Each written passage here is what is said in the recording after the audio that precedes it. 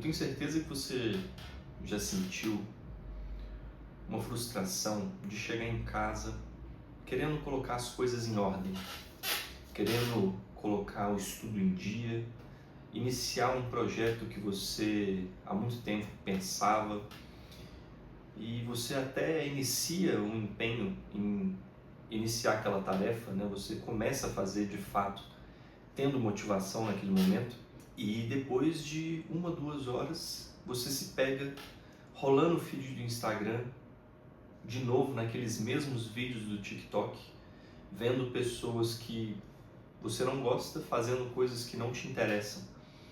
E aí começa a bater aquela culpa interior. Tô aqui de novo, cara. Por que de novo eu tô com esse celular na mão? Por que eu não consigo avançar naquilo que eu preciso fazer? Aí você começa a se sentir mal. Aí aquele sentimento ruim começa a te dominar e você começa a se comparar com outras pessoas, olha para os seus amigos à sua volta postando no mesmo feed que você estava rolando as vidas perfeitas deles, que eles estão avançando, que eles estão conquistando algo que você não tem. Você vê jovens conquistando empresas milionárias, você vê pessoas fúteis alcançando sucesso e parece que você está estagnado. E no final, depois daquele esforço imediato, você sente uma dor quase física, como se você tivesse trabalhado em prol de alguma coisa, mas você não produziu nada. Então hoje o meu papo é para você que tem entre 25 e 45 anos, está tentando se reinventar, está tentando se encontrar nesse mundo, e eu te afirmo, você não perdeu sua capacidade, nem está mais burro. O que aconteceu foi que você ficou sobrecarregado. Mas de que exatamente? Porque afinal você não produziu nada, não tem nada pronto. Como é que você está sobrecarregado? O que está acontecendo? O que é isso que está me sobrecarregando, sendo que não tem nada pronto, não tem nenhum produto dessa sobrecarga? E essa é uma epidemia silenciosa que acontece principalmente na nossa geração, que foi justamente a primeira que precisou assimilar mais de 100 vezes a capacidade normal do nosso cérebro. E hoje eu não venho com dicas motivacionais, não tem nada de você precisa fazer um jejum de dopamina, nem nada do tipo. A verdade é que essas coisas podem até funcionar com pessoas que vivem rotinas um pouco mais simples, mas é muito difícil você se desvencilhar do seu aparelho, né, do seu celular, se você trabalha com isso, se você precisa, né, o tempo inteiro receber mensagens de clientes, ou se você precisa se comunicar com seus filhos na escola. Então, não é o tipo de conselho que eu daria para uma pessoa que vive o mundo real. E longe de mim tentar ser um conselheiro, eu estou aqui só para trazer a informação, né? Eu também me pego muitas vezes rolando no feed do Instagram, por horas, sem conseguir me desvencilhar daquilo, sem conseguir colocar as coisas que eu me dispus a fazer em prática. Então, venho trazer a informação como forma de tentar ajudar pessoas que, assim como eu, sofreram e sofrem muito com essa desatenção. Muito prazer, eu sou Felipe Ribeiro, sou profissional de saúde, estudante de medicina, professor universitário e pai. Então, você já deve imaginar que, para mim, dizer uma coisa como não tenho tempo é uma coisa rotineira. E eu ouço muito meus colegas, meus alunos dizendo a mesma coisa. Não parece ser uma coisa que vem só de uma pessoa extremamente atarefada, não parece ser uma coisa que depende muito da idade. Hoje, todo mundo parece ter muito pouco tempo. Mas será que isso é uma coisa real? A verdade é que parece que a gente desperdiça muito mais o nosso tempo do que realmente ele falta. O que a gente não tem não é falta de tempo, o que a gente não tem é energia atencional. Pensa comigo, o nosso cérebro consome 20% da energia metabólica do nosso corpo inteiro, sendo que ele ocupa só 2% da massa corpórea. E pensa comigo, o nosso cérebro evoluiu num ambiente extremamente escasso, um ambiente onde era caçar ou ser caçado, onde informações novas eram extremamente valiosas e por isso tinham que ser retidas com muita qualidade. E toda vez que a gente recebe uma nova informação, nosso organismo libera um pouco de dopamina para o nosso circuito de recompensa mesolímbico, que na verdade é um sistema de recompensa que trata justamente do mecanismo de sobrevivência. Por isso que evolutivamente o nosso cérebro se adaptou a amar a novidade.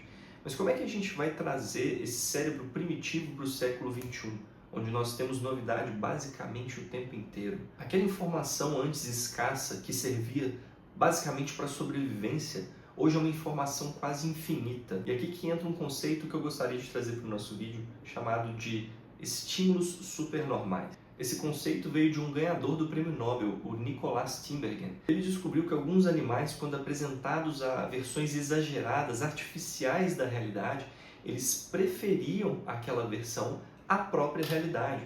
Por exemplo, ele fez algum estudo com aves, onde ele pintava os ovos com cores vibrantes e as aves preferiam chocar aqueles ovos de cor brilhante àqueles ovos que ela mesma chocou, aqueles ovos padrões. E hoje nós percebemos que nós somos essas versões dessas aves. Nós preferimos versões hipersaturadas, hipereditadas, hiperestimulantes que os aplicativos, que o TikTok, que o Instagram nos trazem todos os dias. E a verdade é que aquela conversa real com seus pais, com seus filhos, um livro que você quer ler, ele não apresenta o mesmo estímulo, obviamente, que um material hipereditado, um material que foi feito para prender sua atenção. E o seu cérebro, que já é viciado naquele estímulo, olha para aquele contexto e pensa, nossa, que chato. 2 minutos depois você já está preso de novo naquela tela, rolando o feed, e a pessoa às vezes até ficou sem graça de conversar com você, ou também pegou o celular dela e começou a ter outras interações artificiais. Mas a verdade é que muito disso pode não ser falta de vergonha na cara.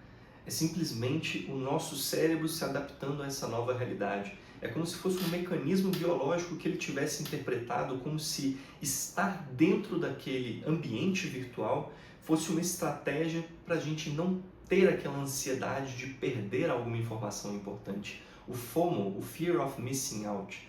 Se você não estiver presente, se você não estiver vendo aquela nova notícia, aquele novo meme, você pode estar de fora da sua sociedade. É isso que o seu cérebro pensa. E é isso que os engenheiros do Vale do Silício também trabalharam muito para conquistar, a sua atenção integral. Se você está ali dentro, você está consumindo. E se você está consumindo, eles estão ganhando dinheiro. Ou seja, para a gente poder burlar isso, para a gente poder superpassar essas estratégias neurocientíficas para conquistar a nossa atenção, nós também temos que conquistar estratégias neurocientíficas para blindar a nossa atenção.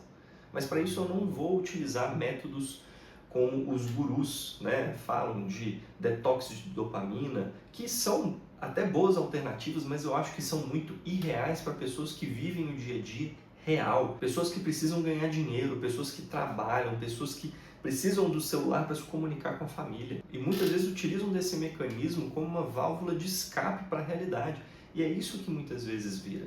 Então as pessoas começam a conciliar as tarefas do dia a dia com o ambiente virtual, mas na verdade é aí que o vício se aprofunda, é aí que a frustração se intensifica. A neurociência já provou que o multitasking, o ato de você fazer várias atividades ao mesmo tempo, é um mito.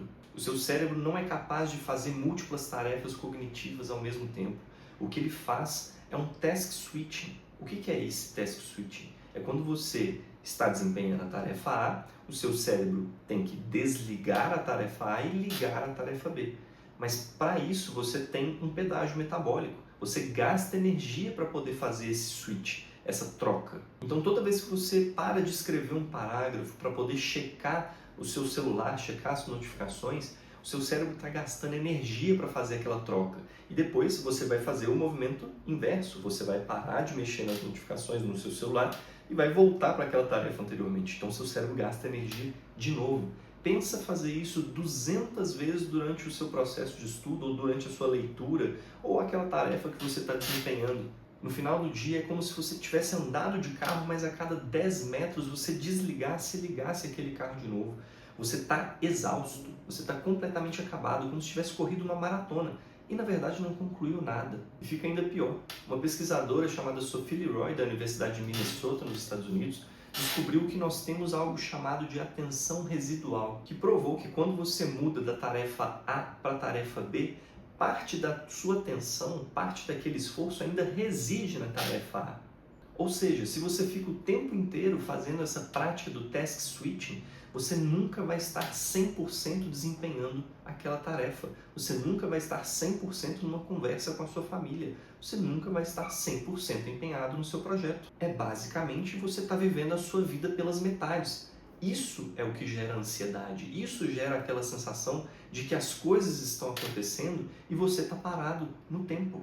Então agora você está se perguntando, tudo bem, Felipe, eu entendi que a nossa atenção tem que ser direcionada, que eu não posso me distrair, mas eu não consigo. Eu tenho que pagar os meus boletos, eu tenho que fazer as minhas coisas e eu tenho essa vontade constante de voltar para o celular. O que eu faço? E a solução não é fugir da tecnologia, é utilizar a engenharia reversa para a gente poder entender os mecanismos que são utilizados contra nós ao nosso favor. E a minha sugestão é que a gente trabalhe em 3 níveis. O primeiro nível é o nível visual. Diminuir os estímulos visuais, porque nós já vimos que a hipersaturação, que a hiperrealidade, ela é mais satisfatória para o nosso cérebro do que a realidade. Então o que a gente faz? A gente diminui as cores do nosso celular. Então se você, por exemplo, tem um celular muito com a cor padrão, você pode utilizar, por exemplo, gradientes mais em cinza, você pode colocar o seu celular no modo escuro, você pode tentar deixar o ambiente um pouco menos atrativo para o seu cérebro, gerando assim menos dopamina e menos vício e menos ansiedade de olhar para a tela do celular. Entenda, muito do nosso estímulo ele acontece principalmente porque justamente o visual, você abrir o celular e ver uma tela colorida, cheia de informação, é muito satisfatório para o nosso cérebro. Então, diminuir de certa forma aquela saturação, aquela quantidade de novos elementos visuais, faz com que você tenha menos vontade de olhar para o seu celular. Hoje em dia existem até alguns aplicativos que deixam o seu celular mais minimalista, mais simples, e eu recomendo fortemente que você os utilize. O segundo nível é o atrito, e ele tem sim um pouco a ver com se desvencilhar do celular. É a regra dos 20 segundos. E a verdade é que o nosso cérebro pode ser considerado um preguiçoso. Ele tenta economizar energia de tudo que é forma. Então, se você dificultar o acesso ao seu celular, é muito provável que o seu corpo emita menos estímulos de olhar para aquele dispositivo do que quando ele estava ali do seu lado, em cima da mesa, virado com a tela para cima. Então, o que a gente vai fazer? A regra dos 20 segundos dispõe que você precisa colocar uma distância, um intervalo de 20 segundos entre você e o objeto que você quer evitar. Se você adiciona trabalho para poder chegar até o seu celular, por exemplo, se você coloca ele no outro cômodo da casa, mesmo que você ouça a notificação, você não vai se sentir na mesma tentação de observar, de ver aquela notificação, do que quando ele estava do seu lado, que instintivamente o seu olhar vai para ele.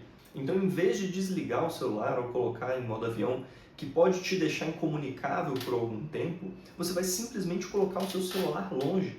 Aí, se você por acaso ouvir várias ligações, você ouvir várias mensagens chegando, aí talvez seja uma boa ideia você verificar o que está acontecendo. Pode ser uma emergência. Agora, se você vê uma notificação, viu que a pessoa ligou só uma vez e não ligou mais, não tem problema você esperar um pouquinho para poder chegar ao seu celular. E como ele está numa certa distância, você pode até ter se ligado naquele som, pode ter se distraído por um breve momento, mas aquele movimento de você ter que levantar e fazer a outra tarefa já é o suficiente para o seu cérebro. Ele vai basicamente dizer, deixa para depois. Ou seja, você aumentou a dificuldade do seu vício e diminuiu a barreira para o seu bom hábito. E o terceiro nível ele não diz respeito ao celular em si. Inclusive, a gente vai utilizar de uma tecnologia nele para poder facilitar o trabalho do nosso cérebro.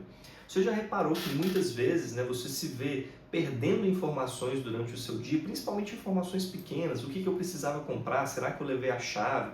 Enfim, coisas pequenas. Isso se atribui porque o cérebro ele não é muito bom em guardar pequenas informações soltas, ele é muito bom em criar linhas de raciocínio, ele é muito bom em conectar ideias e soluções. Mas aquelas pequenas coisas que acontecem durante o seu dia, ele não consegue captar com facilidade. Até ideias que você às vezes teve durante o dia e poderiam ser boas ideias para aplicar na sua vida, você acaba perdendo justamente por conta das outras coisas que você precisa desempenhar.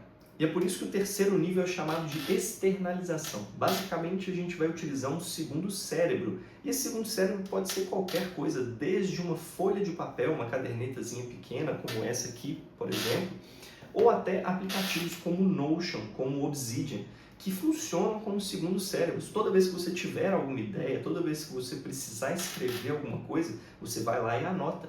E imediatamente deleta aquilo da sua cabeça, não tem problema. Porque logo depois, se você precisar, você vai lembrar que você anotou alguma coisa. E quando você olhar, você vai voltar àquela ideia. Aí a sua linha de raciocínio vai ser construída novamente. Mas você não vai precisar empenhar o seu cérebro em fazer de novo aquela linha de raciocínio ou tentar se lembrar daquele pensamento que você teve antes. É como se você estivesse tentando lembrar de um sonho. É muito mais fácil você acordar e escrever, inclusive isso é uma prática que fazem muito, você acorda e escreve o seu sonho para você ter aquela recordação, para você conseguir gravar aquilo, porque logo depois aquela memória vai se desfazer. Então teve uma ideia no banho, vai lá e anota, depois você vai lembrar daquilo. Aconteceu alguma coisa de importante na aula, vai lá e anota, depois você vai se recordar daquilo ao ler, você não vai precisar mais se lembrar. Então externalizar diminui a fricção da vinda do raciocínio até você. Você teve naquele momento, mas não vai precisar se lembrar. Isso envia um sinal para o seu cérebro, basicamente dizendo, pode relaxar, fica tranquilo, que já está anotado, está seguro. Como se você tivesse um memory card, quem lembra aí? Como se você tivesse um memory card que você salvasse todas aquelas informações. E assim, aquela ansiedade que a gente costuma ter de ter uma sensação de que está esquecendo alguma coisa, ela vai acabar. Com as suas tarefas todas anotadas, com os seus pensamentos todos ali, você vai poder desfazer do seu cérebro uma carga que ele teria anteriormente e caso você não se lembrasse, ele ainda ficaria ansioso, ainda traria aquele mal-estar de que você está se esquecendo de alguma coisa. Eu queria concluir, pessoal, dizendo que esse cansaço, essa falta de atenção, não é falta de vergonha na cara. É basicamente a gente tentando rodar um software de 2025 com um hardware de 200 mil anos atrás. E esse atraso que a gente sente, ele diminui à medida que você vai recobrando a sua atenção. Então, todas essas formas que a gente trouxe para poder trazer a sua atenção de volta, para poder reduzir a quantidade de distrações que você vai ter durante o seu momento em que você precisa se concentrar, vão te ajudando a recobrar aquele sentimento de presença, aquela sensação de que quando você faz algo, você está como se fosse na sua zona, né? O pessoal tem esse termo, né? In the zone, quando você está realmente imerso naquela tarefa. É isso que a gente precisa recobrar. E dessa forma você vai se sentir cada vez menos fragmentado, menos atrasado, mais presente. A verdade é que a gente não precisa de mais tempo, a gente precisa de mais profundidade. Eu queria fazer um convite para você começar pequeno. Pegue uma dessas dicas que eu passei e tenta implementar uma, só uma. Não precisa fazer mais de uma por vez, vai devagar. Mas a partir de agora, tenta notar quando aquele hábito voltar, porque só assim você vai começar a ter reação enquanto a ele. E se você quer ver mais vídeos como esse, eu peço para que você se inscreva no canal e dê o seu joinha, assim eu continuo trazendo mais informações, continuo trazendo mais métodos científicos para poder auxiliar você que, assim como eu, é uma pessoa comum, uma pessoa que tem trabalho, que tem filhos, que tem afazeres, que não é um influencer, não é uma pessoa que tem todo o tempo disponível no mundo, a poder ser mais produtivo, ser mais satisfeito com a vida e ter menos ansiedade. Então agradeço a vocês pela paciência e até o próximo vídeo.